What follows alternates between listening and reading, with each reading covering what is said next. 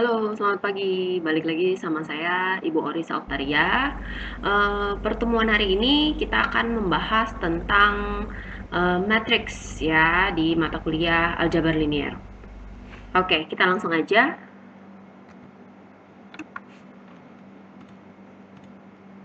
Oke, kita mulai dari definisi dulu ya. Definisi matriks adalah jajaran-jajaran bilangan yang membentuk persegi atau persegi panjang yang terdiri dari M baris dan N kolom dan diletakkan di antara dua buah kurung siku. Itu yang kita sebut matriks. Bilangan-bilangan yang berada dalam jajaran tersebut disebut entry matrix. Kemudian dalam kehidupan sehari-hari sering terdapat hubungan antara dua atau beberapa besaran, seperti mata kuliah yang diikuti oleh mahasiswa pada suatu program studi tertentu, atau nilai hasil semester mahasiswa seperti yang ditunjukkan oleh contoh berikut. Kita lihat contohnya ya. Oke, contoh berikut adalah adik-adik bisa lihat di tabel sebelah kiri kita itu teknik informatika, sistem informasi itu berdasarkan jurusan. Sedangkan di sini ada matematika diskrit, ada struktur data, dasar pemrograman, basis data, itu adalah mata kuliah yang diambil. Nah, misalnya ini jumlah mahasiswa ya, ini entry tadi, yang kita sebut entry. Kalau judulnya kita hilangkan, maka akan jadi seperti ini. Oke, jika judul baris dan kolom tidak kita tulis atau kita hilangkan, maka tabel tersebut akan menjadi sebuah matriks berikut. Ini adalah sebuah matriks yang di dalamnya ada angka-angka atau entry dan diapit oleh dua buah kurung siku. Bentuk umum sebuah matriks dapat ditunjukkan sebagai berikut. Matriks A adalah matriks yang mempunyai M baris dan N kolom. Berarti di sini dia punya barisnya 1, 2, 3, 4, 5 baris dan 4 kolom. Oke. Pada matriks orde di atas, matriks A adalah M baris dan N kolom. Ditulis dengan A M dikali N. Atau entry-nya kita bisa sebut IJ. Adalah elemen matriks yang berada pada baris I dan kolom ke J. Jadi kita sebut ini adalah satu-satu karena dia ada di baris pertama, kolom pertama.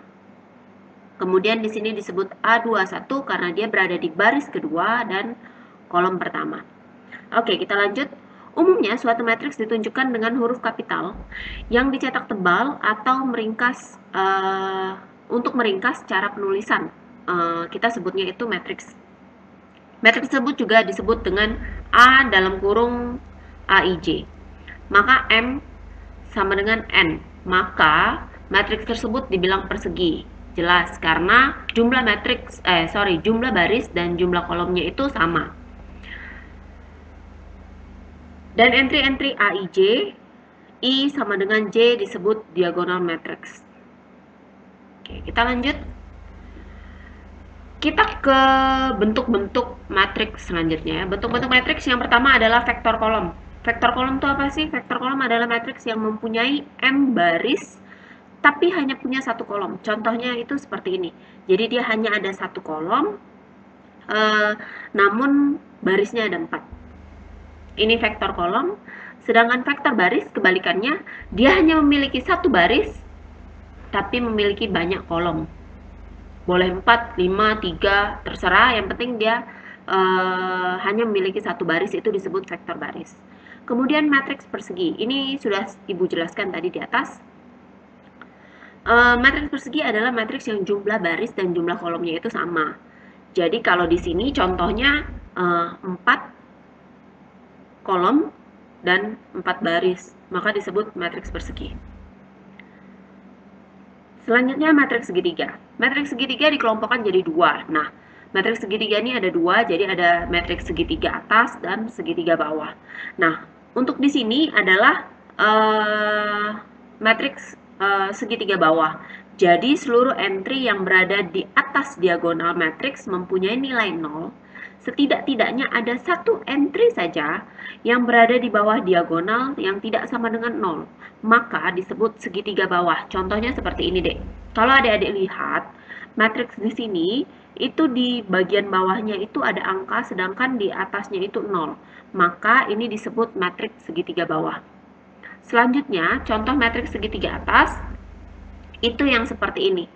Kebalikan dari segitiga bawah, jadi yang memiliki entry yang tidak sama dengan 0 atau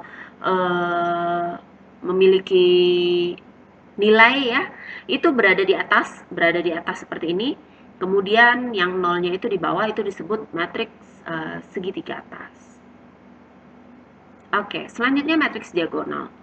Matriks diagonal itu jika seluruh entry atas dan bawah itu 0. Jadi dia hanya memiliki nilai di diagonalnya saja. Maka matriks tersebut matriks diagonal. Untuk matriks 0, keseluruhan entry-nya 0 tanpa ada bilangan atau tanpa ada isi sama sekali. Itu matriks 0. Kemudian matriks skalar. Matriks skalar adalah matriks yang diagonalnya itu sama. Jadi kalau contohnya di sini Ibu buat diagonalnya itu 5, 1, 5, maka 5 semua. Maka D11 dengan D22, ini D22 kan ya. Itu sama semua. Dan harus lebih daripada 1. Karena kalau dia 1, itu disebut matriks identitas. Matriks identitas itu adalah matriks diagonal, tapi diagonalnya itu 1. Itu disebut matriks identitas. Selanjutnya, operasi aritmatika pada matriks. Operasi aritmatika pada matriks itu pada dasarnya sama saja. Kita coba pelajari satu-satu, mulai dari yang pertama penjumlahan. Untuk penjumlahan, matriks A misalnya AIJ gitu ya, kemudian B dan BIJ masing-masing mempunyai orde M kali N. Jumlahkan A dan B, matriks A dan B, maka ditulis dengan A bold ditambah B bold ya, adalah C. Perlu diingat bahwa kedua matriks tersebut hanya dapat dijumlahkan jika mempunyai orde yang sama. Misalnya sama-sama 3 kali 3 atau sama-sama 3 kali 2. Jadi kalau kedua matriks itu tidak sama, misalnya ada satu matriks A itu 2 kali 3, kemudian matriks B-nya itu 3 kali 3, maka itu tidak akan bisa dijumlahkan. Nah, contohnya seperti ini. Jadi ini Ibu punya matriks A dan matriks B. Ada 3, 0, 4, dan seterusnya. Di sini ada 4, min 2, 0. Kita jumlahkan saja satu-satu deh, per masing-masing entry.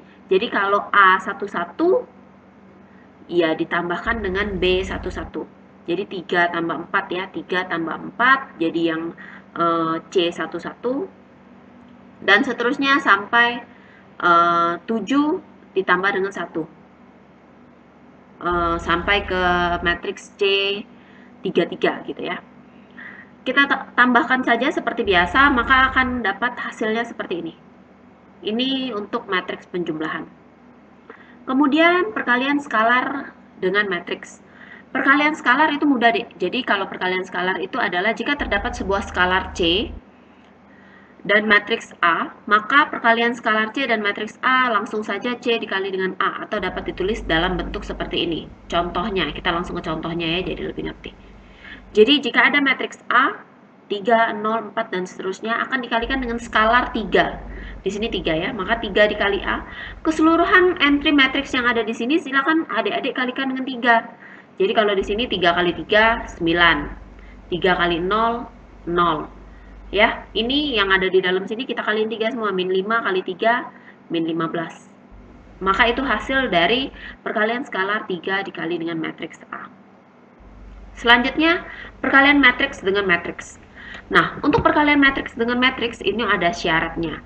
Perkalian dua buah matriks hanya dapat dilakukan jika jumlah kolom matriks pertama sama dengan jumlah baris matriks kedua.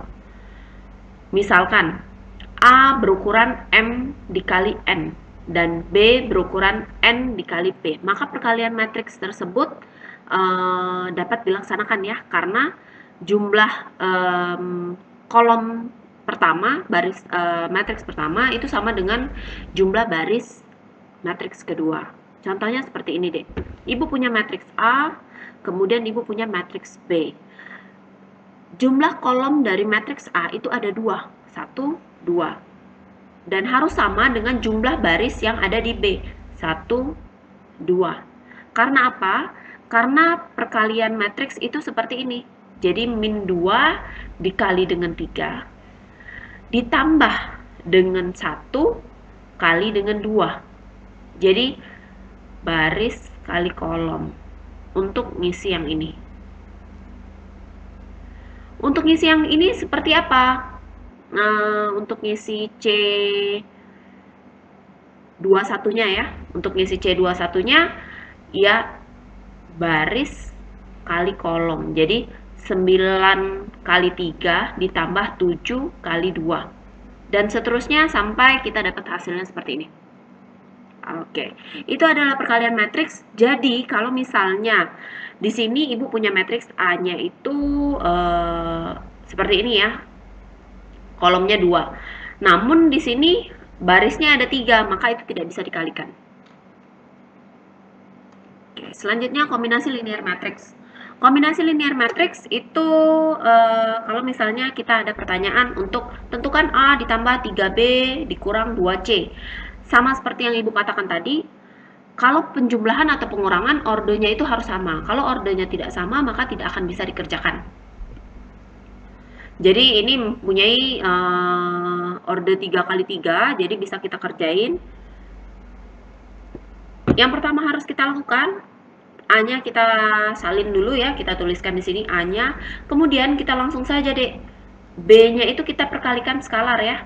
Perkalian skalar, kita kalikan dengan 3, kemudian di sini minus 2, kita kalikan dengan matriks C. Maka dapatlah hasilnya seperti ini. Jadi contohnya saja ya. Contohnya saja, ibu dapat minus 1 ini dari mana? Langsung deh, jadi 2 ditambah dengan 3 kali 3, 3 kali 3 9 ya. Jadi 2 ditambah 9, 11 ya. Dikurang dengan 2 kali 6 min 12 ya. Jadi 11 min 12 itu kita dapat minus 1. Nah, minus 1 itu dapat dari situ. Oke, masih mudah. Selanjutnya transpose. Transpose dari sebuah matriks itu berorde M kali N. Transposnya adalah kita tukar deh. Kita tukar baris pada matriks kolom A, kita jadiin kolom. Jadi kalau misalnya ibu punya matriks A seperti ini, 2, 6, 5, 0, 7, 4, 1, 3, 2, maka barisnya ibu pindahkan jadi kolom. Baris kedua, ibu pindahkan jadi kolom kedua. Baris ketiga, ibu pindahkan jadi kolom ketiga. Itu transpose. Selanjutnya adalah trace. Trace dari sebuah matriks. Jika A adalah sebuah matriks persegi, maka trace dari A atau trace of A yang dinyatakan sebagai TRA ya atau TRA didefinisikan sebagai jumlah elemen-elemen pada diagonal A. Jika A bukan matriks persegi, maka trace A tidak dapat didefinisikan. Ya, perlu kalian ingat, kalau dia persegi, maka dia akan ada trace A. Tapi kalau tidak persegi, kalau bukan matriks persegi, maka kita tidak akan bisa mencari trace A-nya. Karena trace A itu diagonalnya kita jumlahkan ya, jadi diagonal 1 ini kita tambah dengan ini, selanjutnya sampai diagonal AM kali N. Oke, itu untuk trace. Selanjutnya ada matriks simetri dan skew simetri. Perbedaannya apa? Kalau simetri itu kita transpose maka akan sama. Maka matriks A sama dengan A transpose. Jadi kalau ibu pindahin tadi kan ya, baris jadi kolom. Baris jadi kolom. Kemudian baris ketiga jadi kolom ketiga. Setelah ibu transpose, ternyata matriks A dengan matriks A transpose itu sama. Maka matriks tersebut disebut matriks simetri. Sedangkan skew simetri adalah minus A sama dengan A transpose. Jadi A itu kita transposkan dulu dan kita cari minus A. Kalau hasilnya sama, maka disebut matriks skew simetri. Untuk minusnya gimana? Sama aja deh kayak perkalian skalar. Jadi A ini seluruh entry yang ada di dalam matriks A itu kita kalikan aja dengan minus. Jadi kalau 0 ya tetap 0, kalau minus 2 dia jadi plus 2, kalau minus 1 dia jadi 1, dan seterusnya. Nah, kalau misalnya transpose dari A dan matriks minus A itu sama, maka itu disebut skew simetri. Oke, ini adalah sifat-sifat operasi matriks. Sifat-sifat operasi matriks yang pertama adalah seperti biasa kita juga tahu ya, ada hukum komutatif, penjumlahan. Jadi kalau misalnya matriks A ditambah dengan matriks B itu sama dengan matriks B ditambah dengan matriks A. Kita balik aja, itu hukum komutatif. Kemudian dan selanjutnya ada hukum asosiatif atau penjumlahan. Jadi kalau matriks A ditambah dengan dalam kurung matriks B dan C, maka sama aja kalau kita tambahin A dan B-nya dulu baru kita tambahin ke C. Dan seterusnya sampai ke M. Ini sifat-sifat operasi matriks. Pada dasarnya sama saja dengan sifat operasi aritmatika. Oke. Mungkin sekian saja, itu penjelasan singkat dari pertemuan pertama kita tentang matriks. Kalau ada pertanyaan, bisa silakan di komen. Atau kita langsung di pertemuan Google Meet. Terima kasih.